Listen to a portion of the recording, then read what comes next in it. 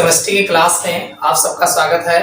आज इस class 11th की केमिस्ट्री की क्लास में हम जो है रासायनिक संयोग के नियम के बारे में देखेंगे।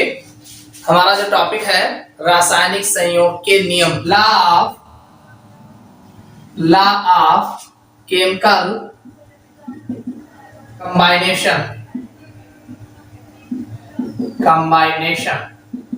जिसे हम रासायनिक संयोग के नियम कहा जाता है। हमारा जो टॉपिक है रासायनिक संयोग के नियम, लॉ ऑफ केमिकल कंबाइनेशन। आज इस टॉपिक पे चर्चा करेंगे। जो रासायनिक अभिक्रियाएं होती हैं, तो रासायनिक अभिक्रियाओं में क्या नियम होता है, यानी किस नियम के तहत कौन कौन से नियम अलग अलग साइंटिस्टों ने अपना अलग अलग मत दिया है। तो सबसे पहला जो रासायनिक संयोग का नियम है द्रव्यमान संरक्षण का नियम। सबसे पहला है law of conservation of mass, से हिंदी में द्रव्यमान संरक्षण का नियम, मान संरक्षण का नियम कहते हैं। लोमोनोसॉव ने 1748 तथा लेवासिए 1774 ईस्वी में दिया था। वो द्रव्यमान संरक्षण का नियम है। सर्वप्रथम लोमोनोसॉव ने 1748 में बताया था और लेवासिए ने जो है 1774 में इस नियम की उत्कृष्ट की, यानी इसको जो है प्रयोग द्वारा जो है निष्कर्ष से प्राप्त किया। According to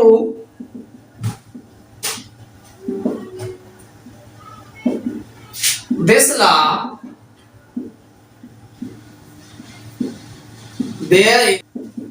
there is no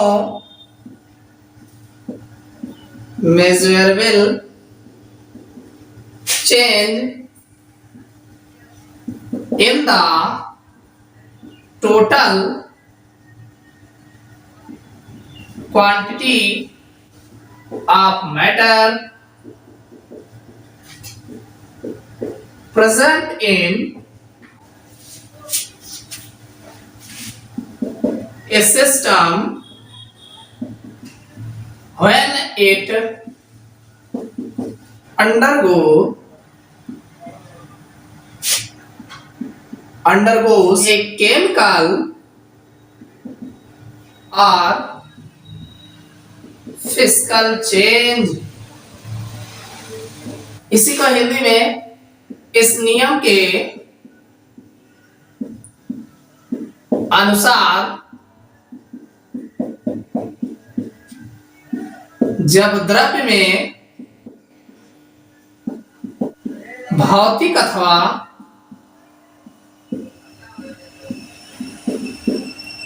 रासायनिक परिवर्तन होता है,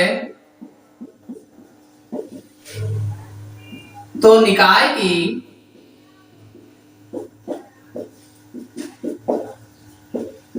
कुल मात्रा में कोई मापने योग्य परिवर्तन नहीं होता है।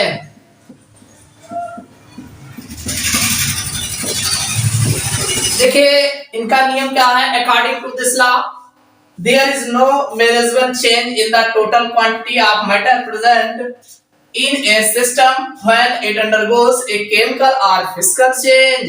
इसी को हिंदी में इस नियम के अनुसार जब द्रव्य में भौतिक अथवा रासायनिक परिवर्तन होता है, तो निकाय की कुल मात्रा में कोई मापने योग्य परिवर्तन नहीं होता।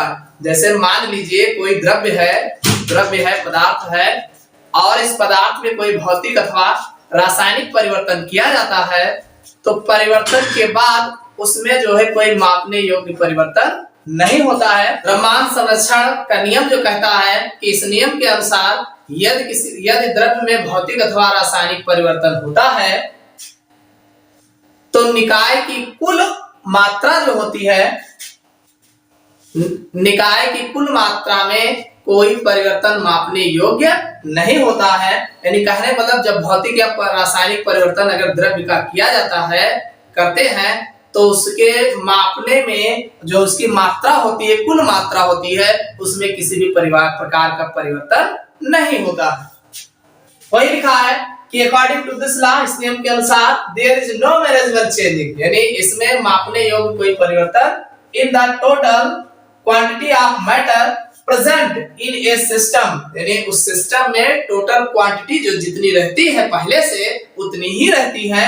When it undergoes a chemical or physical change, चाहे हम उसका भौतिक परिवर्तन करें अथवा रासायनिक परिवर्तन किया जाता है। इसी नियम को जो है कुछ इस प्रकार भी कहा जाता है, alternatively it may also be stated as during the course of a chemical reaction, matter can neither be created nor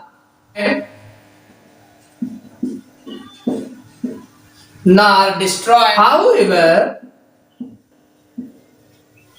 its physical or chemical nature change.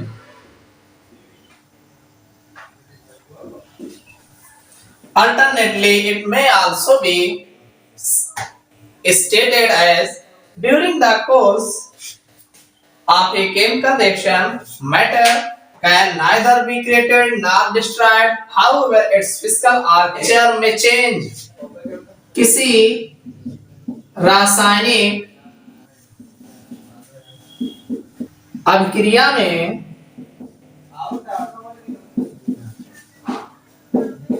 द्रव्य ना तो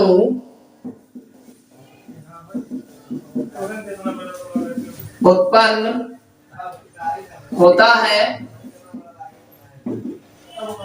ना ही नष्ट होता है। यद्यपि इस प्रक्रम में इसकी भौतिक अथवा रासायनिक अवस्था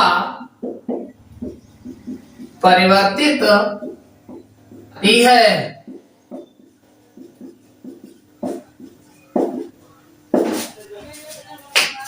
देखिए, alternately it may be also be stated है, यानी इसको हम इस प्रकार से भी व्यक्त कर सकते हैं। During the course of a chemical reaction, यानी रासायनिक अभिक्रिया के दौरान, matter can neither be created nor destroyed, यानी द्रव्य को ना तो जो है उत्पन्न किया जा सकता है और ना ही नष्ट किया जा सकता है। हाउएवर इट्स फिजिकल और केमिकल नेचर में चेंज, यानी इसके भौतिक या रासायनिक परिवर्तन के दौरान। देखिए, जो ये द्रव्यमान संरक्षण का नियम है, जैसे मान लीजिए कि आपने कोई वस्तु है, जैसे सपोज करिए ये मार्कर है और ये एक वस्तु है। अब इसका अगर हम फिजिकल या केमिकल परिवर्तन करते हैं, अगर द्रव्य है, तो ये जो है इसकी जो क्वांटिटी है ये इतना ही रहेगी, बस इसके भौतिक या रासायनिक परिवर्तन दौरान जो भी जितना है द्रव्य ये उतना ही रहेगा।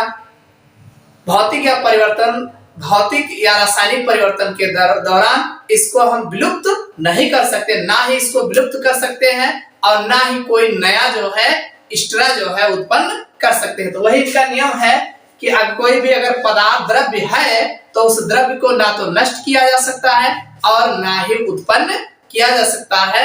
तो यही जो है द्रव्यमान संरक्षण का नियम कहलाता है।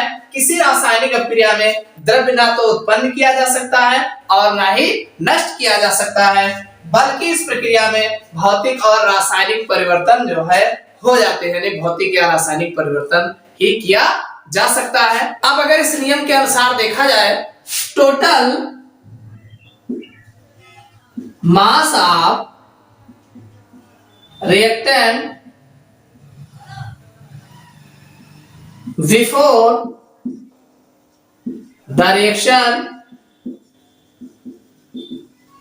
Equal total mass of product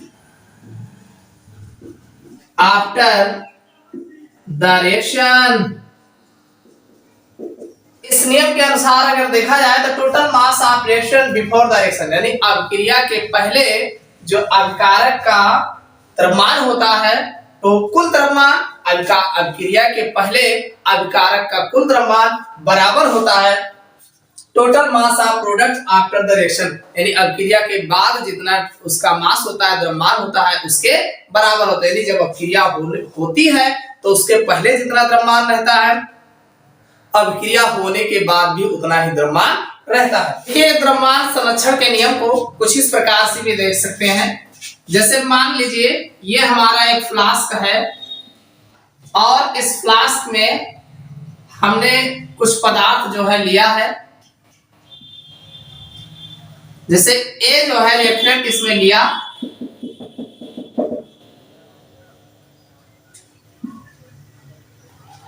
अब इस पदार्थ को मान लीजिए इसमें ये ए पात्र है और ये हमारा बी पात्र है। जैसे मान लीजिए हमने इसमें 5 kg जो है 5 kg जो है हमने कोई पदार्थ ले लिया। अब 5 kg पदार्थ को लेकर के अगर हम किसी बंद पात्र में अभिक्रिया कराते हैं, मान लीजिए हमने 5 kg जो है 2 या 3 रिएक्टेंट को लेकर के दो या तीन रिएक्टेंट को लेकर के अभिक्रिया कराए और कराने के पश्चात फिर देखते हैं कि वो जो परिवर्तित हो गया, परिवर्तन के बाद वो जो है बी में चेंज हो जाता है। अब जब ये बी में चेंज हो जाता है, इसको भी वेट किया गया तो ये भी उतना ही निकलता है, 5 kg ही निकलता है। तो इस प्रकार जैसे भले वो परिवर्तित हो गया, ये ए जो अभिकारक रिएक्टेंट था वो रिएक्टेंट बी में परिवर्तित हो गया, यानी ये रिएक्टेंट ए था वो रिएक्टेंट बी में चेंज हो गया, लेकिन जितना पहले द्रव्यमान था, जितना पदार्थ का द्रव्यमान 5 kg पहले था, उतना ही द्रव्यमान 5 kg बाद में भी हमें प्राप्त हुआ। तो इससे सिद्ध होता है कि इसमें द्रव्यमान में कोई परिवर्तन नहीं होता है, यानी भौतिक या रासायनिक परिवर्तन किया जाता है तो जितना द्रव्यमान पहले होता है उतना ही द्रव्यमान बाद में प्राप्त होता है। तो ये नियम जो है द्रव्यमान संरक्षण का नियम जो है कहलाता है, जिसे लेवासियर ने सिद्ध किया था। लेवासियर को फादर ऑफ केमिस्ट जो है कहा जाता है, रसायन विज्ञान के जनक कहे जाते हैं। देखिए ये जो एग्जाम्पल है द्रव्यमान संरक्षण के नियम पर ही आधारित है। इसमें दिया है 3.4 gram of AgNO3 in 100 gram water when mixed with 1.17 gram of NaCl in 100 gram water, 2.878 AgCl and 1.70 gram NaNO3 were obtained.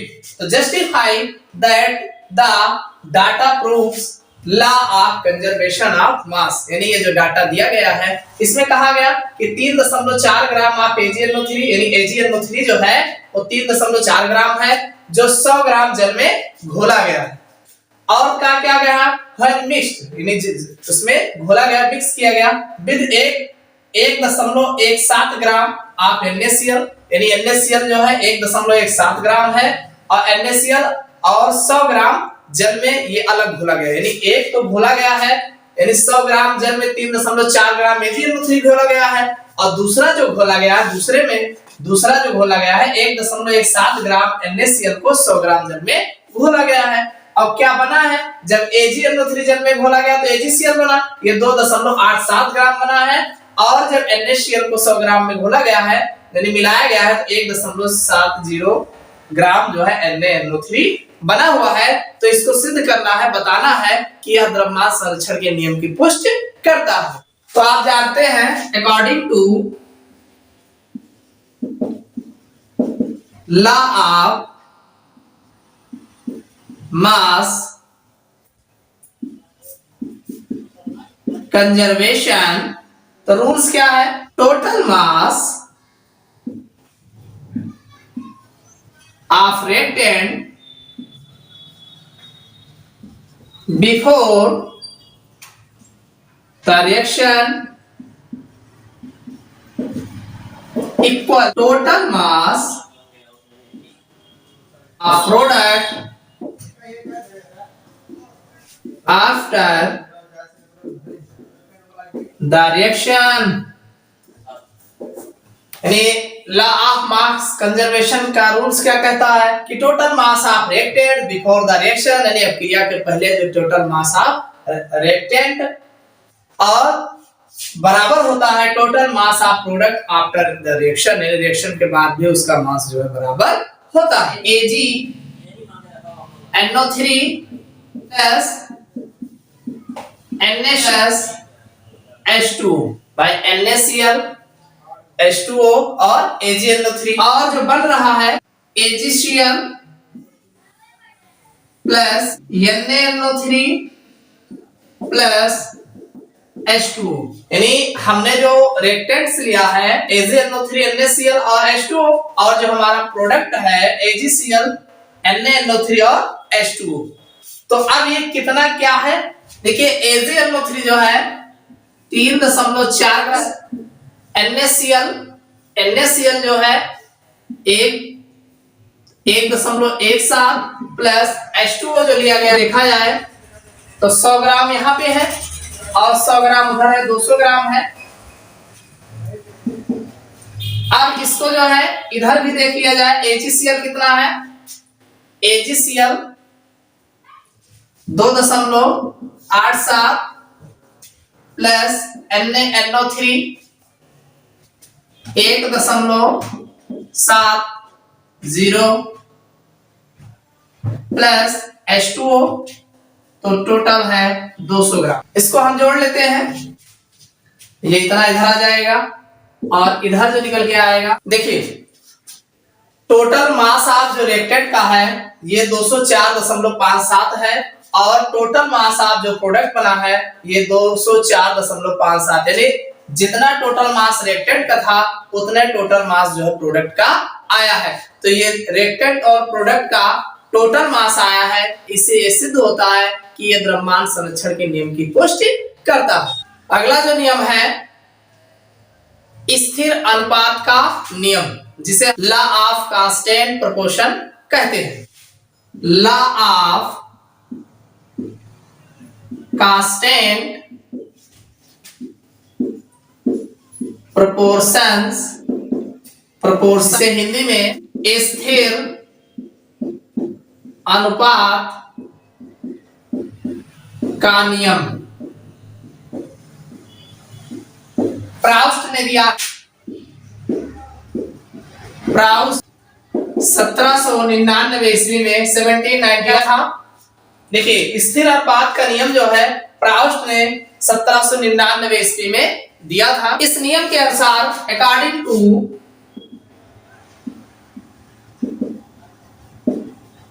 This law a chemical compound always contain the same elements combined together in the constant proportion by mass or a compound always contain exactly the same proportion of elements by mass.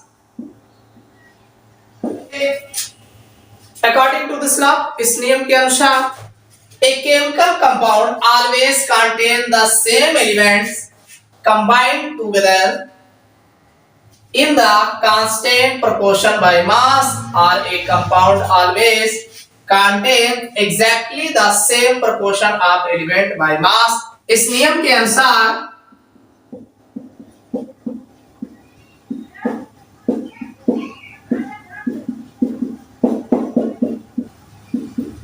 एक रासायनिक यौगिक के प्रत्येक अणु में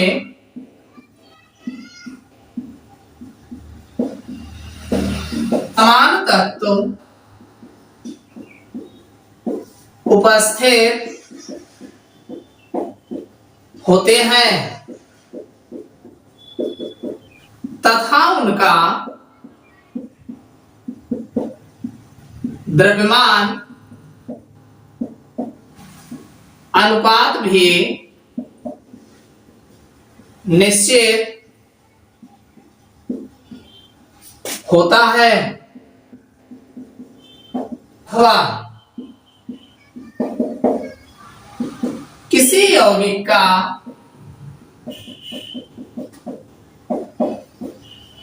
द्रव्यमानानुसार तात्विक संगठन सदैव निश्चित होता है। स्थिर अनुपात का नियम है। स्थिर अनुपात, जैसे मान लीजिए कोई यौगिक है तो वह यौगिक चाहे जिस जगह से भी प्राप्त किया गया हो, तो हर एक जगह का अगर वही सेम यौगिक है तो उसमें जो तात्विक संगठन होता है, जो एलिमेंट्स का मास होता है, वह एलिमेंट्स स्थिर रहता है। यानी हर एक यौगिक में जो है स्थिर रहता है। वही लिखा गया है कि according to this law a chemical compound always contain the same elements combined together in the constant proportion by mass, or a compounds always contain exactly the same proportion of element by mass। कहने का मतलब ये है कि chemical compound always contain, अगर कोई chemical यौगिक जो है बनता है, कंटेंस होता है, तो उसमें जितने एलिमेंट्स लगे होते हैं जुड़ने में, उनका जो जितना मास होता है, इसी प्रकार अगर दूसरी जगह पे वही केमिकल होता है तो उतना ही मास, उतना ही एलिमेंट्स उसमें भी होते हैं। यानी एक प्रकार का जो केमिकल होता है वो चाहे जिस जगह पे, जिस स्थान पे हो, उस केमिकल कंपोजिशन में जितने जुड़ने में जो भी एलिमेंट्स लगे होते हैं, उसके बनने में जितने भी एलिमेंट, जितना मास होता है, अदर एलिमेंट्स जो वही अगर केमिकल है चाहे जिस जगह का हो, तो उस पर भी उतने ही एलिमेंट्स का मास होता है। तो लिखा है इस नियम के अनुसार एक रासायनिक यौगिक के, यदि कोई भी एक रासायनिक यौगिक हो, प्रत्येक अणु में समान तत्व उपस्थित, उसका चाहे जितना अणु होगा, हर अणु में जो है उसके जो तात्विक संगठन होगा वो समान होगा तथा उनका द्रव्यमान अनुपात भी निश्चित होता है, और उनका द्रव्यमान भी निश्चित होता है। अथवा किसी यौगिक का द्रव्यमानुसार तात्विक संगठन सदैव निश्चित होता है।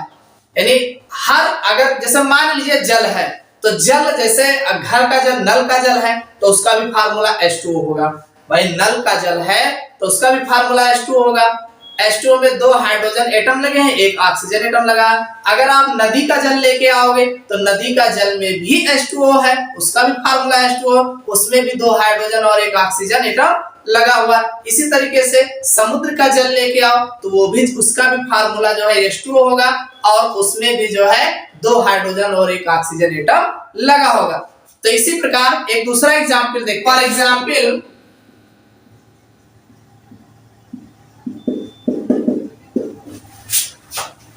CO2 can be prepared by either of the following process, यानी विभिन्न प्रक्रियाओं द्वारा जो है CO2 का जो है हम निर्माण करते हैं। पहला तरीका है बनाने का बाय हीटिंग CaCO3, यानी हम CaCO3 को हीट करके CO2 का फॉर्मेशन करें। देखिए CaCO3 की जब हम हीट करेंगे, CaCO3 को जब हम हीट करेंगे तो CaO प्लस CO2 का निर्माण। उसी तरीके से दूसरी कंडीशन है बाय हीटिंग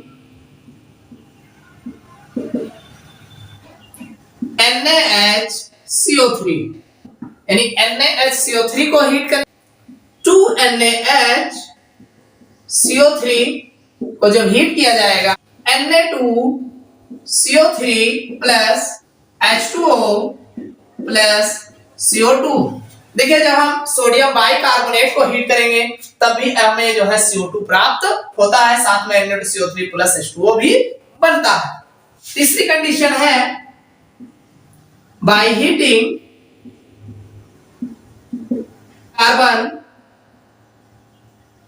इन O2, यानी कार्बन को जो है हम ऑक्सीजन के साथ गर्म करेंगे तो C plus O2 gives out CO2, यानी कार्बन को ऑक्सीजन के उपस्थिति में जब गर्म करेंगे तब भी कार्बन डाइऑक्साइड बनता है। अगला है बाय एक्शन ऑफ